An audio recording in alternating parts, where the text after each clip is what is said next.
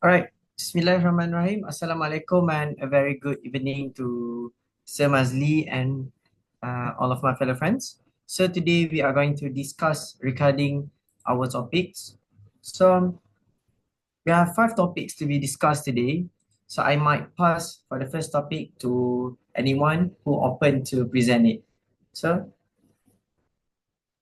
Okay, anyone? for the first is me, Najwa, Najwa.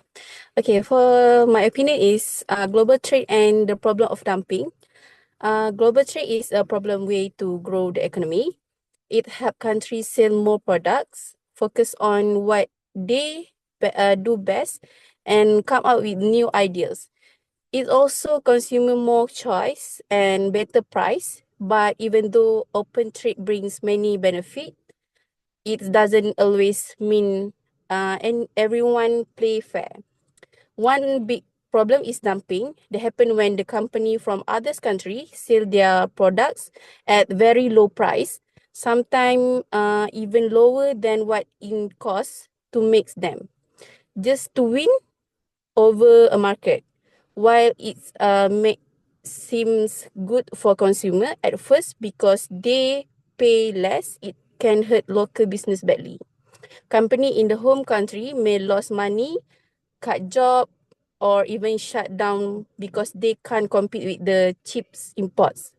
So, Malaysia has seen both sides of this. Trade has helped the country grow, but at the same time, industry like steel, plastic, and food has been hurt by unfairly cheap product from other country. So, while trade is good for the economy, we also need strong rule to protect local industry from unfair practices like dumping. So this is my opinion. So I hope this can helps for this discussing topic. Thank you. So that's a good point. So I might invite another point and open this for the discussions. So anyone? May I? Okay, so Assalamualaikum. My name is MOHAMAD. My matrix number is S70424. So since Najwa just now explained about dumping, so I would like to explain about legal framework, the Countervailing and Anti-Dumping Duties Act 1993. So to tackle dumping, Malaysia's core legal safeguards is the Countervailing and Anti-Dumping Duties Act 1993, aligning with Article 5 of the Guide and World Trade Organization (WTO) guidelines. This legislation empowers the Ministry of Investment, Trade and Industry (MITI) to investigate suspected dumping, compare domestic and export prices, assess injury to local industries, and recommend duties to neutralize unfair pricing. The Act is designed to strike a balance and it protects industry from harm while ensuring anti-dumping actions are not misused as hidden protectionism. Malaysia's system mirrors international best practices seen in the US and EU. However, as experts caution, effective enforcement depends not just on having laws but on applying them transparently, consistently, and free from misuse. For Malaysia, the Act remains a vital tool to ensure that its open trade policy does not come at the cost of domestic economic stability. That's all from me. Thank you. That was a good point. So we have 2 points that has been elaborated, and who's gonna present for the third point or discuss regarding the 2 points? So I invite anyone to discuss. So I will be talking now. So I wanted to talk about the implementation challenges and investigations enforced by MITI. So even though Malaysia has a good law to stop this unfair dumping, putting this law into action is not that easy because the Ministry of Investment, Trade and Industry MITI is the main body that checks if dumping is happening and decides if extra taxes, which are duties, should be added just to stop this. But however, to prove dumping, local companies must show a lot of detailed information. For example, how much it costs to make their product or how much they sell it for in Malaysia, how cheap the foreign product is and how is it hurting their business. Big companies like those with steel industry can usually do this because they have enough money, the staff, the experts, and to collect all this data, they can also hire lawyers.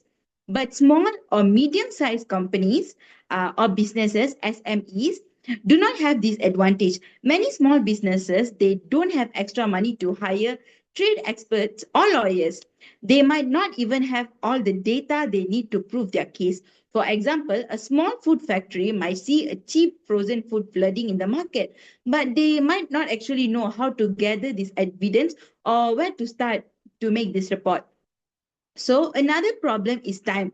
An investigation can take from 8 months to 14 months. Many small businesses can't survive that long. It keeps losing their money. By the time MITI decides to put extra taxes on dumped goods, the local company may already have closed down or suffered big losses. So from 2018 to 2023, we can see this problem clearly. Big industries like steel and metal often win their cases because they have a strong industry group helping them. But smaller businesses in plastic, food, or clothes often fail because they don't have enough proof or they can handle this complicated process. So now MITI has created a digital system called TRIMA, TRIMA, to make this faster and easier. It lets companies submit their paperwork online and track their cases. This is helpful, but it's not enough. Many small businesses still find these forms too complicated or the rules are very confusing and the process might be very long and very costly. So to fix this, government needs to make their process more simpler. They should help small businesses understand what proof they need and also teach them how to prepare it and even offer like affordable legal help to ensure that they get to know what is the entire process and work through their problems. So if Malaysia wants to protect local businesses fairly, the rules must be easy and to use for everyone, not just big companies with deep pockets. So that is what I wanted to say. Thank you. That was a good point, THIVIYA. So all of us has present, but there are two more, including me. So I might invite ALESHYA. Let's discuss for your point first, and then I will continue about the conclusion. Thank you. Okay, allow me to present. My name is Alicia.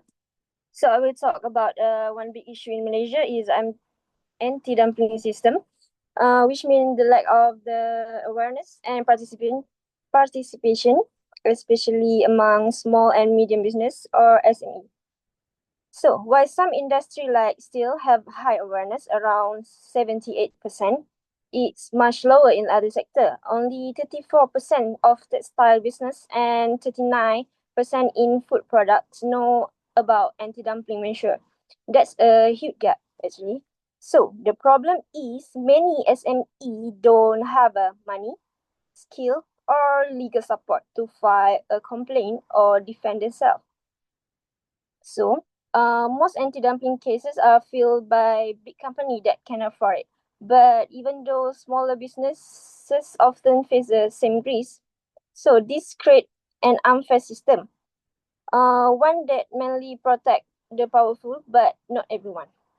Because of that, MITI has started doing outreach and campaign to raise awareness, which is a good start, but just knowing about anti-dumping law isn't enough. So SME need a real support like legal aids, easier process, and a stronger partnership between government and the industry.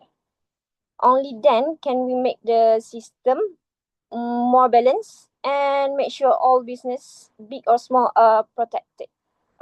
That's all from me. Thank you.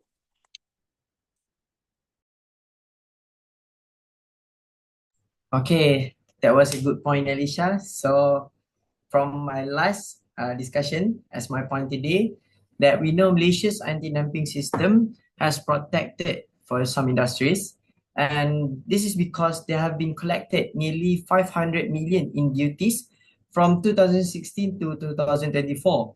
So, and a curb unfair imports, they have faced a little bit of challenges, but they are remain moving forward.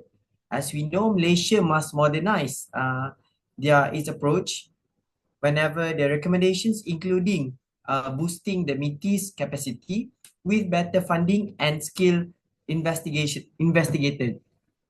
So when they are launching the legal aid program for SMEs and setting up for the specific monitoring units, they wanted to detect high risk imports. So it will help to faster to procedures through the platforms like TRIMA that can cut the investigation times and also make the process more accessible. So coordination with the Asian partners is also crucial in order to prevent from the dumping rerouting. So ultimately, anti-dumping measures must not just stop gap shields, but as a part of a broader industrial policy that helps to strengthen local competitive by aligning the enforcement with global best practices and help the SMEs navigate to complex trade rules. Malaysia can ensure the trade policy to protect the domestic industries today while equip them to thrive in increasingly the competitive global economy. So I think we have discussed all of our points for today, and thank you everyone for the discussions, and I hope that you guys can did well in our final. Okay, so thank you everyone. See you again. Bye bye. Thank you, Afiq. Thank you, everyone. Thank you everyone. Take care, right?